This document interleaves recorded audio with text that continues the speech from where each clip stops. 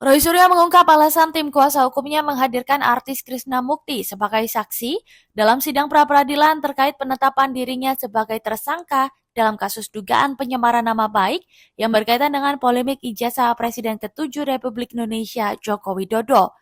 Menurut Roy, Krishna Mukti dipilih karena sebelumnya juga pernah diperiksa oleh Polda Metro Jaya dalam rangkaian penyelidikan perkara yang sama. Roy menilai kehadiran Krishna Mukti diharapkan dapat memberikan keterangan yang objektif dan berimbang di hadapan majelis hakim sebagai bagian dari proses pembuktian dalam persidangan. Saksi pertama adalah tadi Nurdiansah Susilo, ya, seorang YouTuber, dan videonya juga dijadikan alat bukti, yaitu Michael Sinaga yang pertama. Ya, yang pertama Michael Sinaga, ya, kemudian dua Nurdiansah. Kedua orang ini adalah yang terkait langsung, dan kedua-duanya videonya dipakai sebagai alat bukti, barang bukti, dan ada di dakwaan, ya, peristiwa tanggal 16 Maret 2025 dan juga Michael tadi awal April, ya. Ya, dua orang lagi, Pak Erwin dan Pak Krishnamurti adalah kenapa hadir? Karena kedua orang itu juga mengenal saya dalam situasi yang berbeda.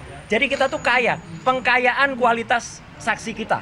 Jadi ada yang terlibat langsung dalam video, ada yang mengenal saya sejak lama, semenjak jadi anggota DPR waktu itu. Ya, artinya orang itu kenal lama saya. Apakah dia tahu saya? Apakah dia kemudian dipanggil gitu, dan kemudian dia hadir? Pak Erwin, ya, kenal saya karena juga Pak Erwin juga pernah mengalami kasus yang sama. Dan juga artinya apa? Ini menunjukkan, kalau tadi teman-teman pengen tanya lagi, kenapa ada Krishna? Itu adalah upaya kami, upaya kuasa hukum untuk menghadirkan saksi-saksi yang fair. Jadi tidak hanya ada saksi yang seperti sekarang sudah sering ketemu. Saya sudah lama nggak ketemu Krishnamurti. Keterlibatannya dengan ijazah palsu itu apa? Nah, enggak, karena dia itu dipanggil oleh Polda Metro Jaya. Mas, koreksi kalau Ya. saya salah. Ini kalau kasusnya, kalau saya nggak salah, setelah Mas Roy sudah tidak jadi, Bahkan tiba-tiba Krishna Mukti hadir loh, sebagai karena beliau itu dipanggil dapat surat dari Polda Metro Jaya. Dan dia Ya, saksi dalam pokok. tanyakan ke Polda. Nah, makanya tanyakan ke Polda Metro Jaya. Kenapa Pak Erwin juga kemudian dipanggil? Jadi kami itu hanya ingin fair. Kami fair. Saksi-saksi yang pernah dipanggil oleh Polda Metro Jaya kita undang kehadirannya di sini. Ya, itu clear ya. Dan dua yang jelas, kalau mungkin teman-teman akan wah iyalah jelas Mas Nurdiansah, Mas Ian, Michael Sinaga itu kan dekat dengan iya, ini ada dua saksi yang saya ketemu Pak Erwin itu mungkin sudah berapa tahun yang lalu dan nggak pernah ketemu lagi.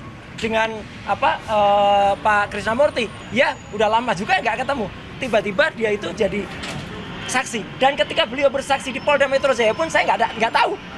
Ya, jadi itu adalah atas kepeliharaan para kuasa hukum saya yang kemudian mengatur supaya kami itu menghadirkan saksi yang benar-benar fair.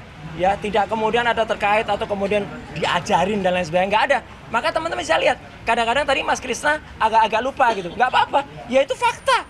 Kalau bisa kita hadirkan saksi yang misalnya lebih dekat dengan kita, jadi ingatannya masih fresh ya itu. Tapi sini, yang ingin saya tambahkan adalah, tadi saya menambahkan apa yang keterangan oleh Mas Refli dan juga Mas Sangaji adalah apa? Alat bukti yang kita hasilkan atau barang benda yang kita hasilkan itu adalah misalnya satu, ya, yang kemudian kita buktikan meskipun kita tidak masuk ke pokok perkara. Tapi pasal 32 Undang-Undang ITE, kebetulan sekali lagi mohon maaf sekali, saya harus sampaikan bahwa saya ikut membuat naskah akademiknya. Itu adalah computer crime. Kejahatannya terjadi di dalam komputer. Dan itu bisa dijadikan barang bukti kalau bisa diakses. Teman-teman tadi bisa lihat, ya. Itu jelas-jelas bisa diakses. Dan yang untuk mengakses apa?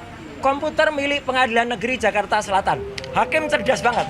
Hakim menanya, itu komputer akunnya milik siapa? Akunnya milik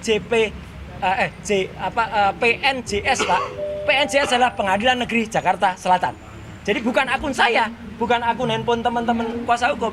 Itu komputer milik Pengadilan Negeri Jakarta Selatan saja yang tidak kenal dengan si Dian Sandi bisa mengakses. Dan lihat apa yang ada di Dian Sandi, nggak ada yang rusak, masih bisa diakses sampai dengan sekarang, masih utuh. Apalagi yang dikatakan itu adalah dokumen analog yang itu kemudian kita bahas adalah syaratnya, syarat formilnya. Kita tidak menguji dokumen analognya, tapi syaratnya ternyata tidak cocok untuk ditersangkakan ke saya, ya sesuai dengan pasal 32.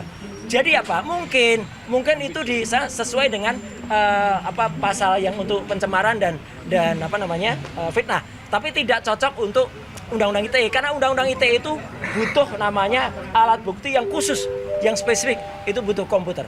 Jadi sekali lagi ya, kita ingin hadirkan yang benar-benar ada 5 video, kemudian 1 link Dian Sandi.